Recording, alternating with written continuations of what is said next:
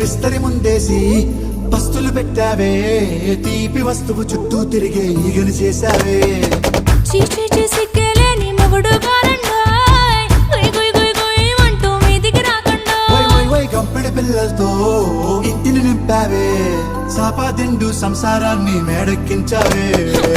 ఇరుగు పొరుగు ముందు సరసాలు కెట్టి పడుకోరే కుక్కలాగా మీ వాళ్ళు, ఏం చేస్తాం ఎక్కేస్తాం మిట్టాగే డాబాలు.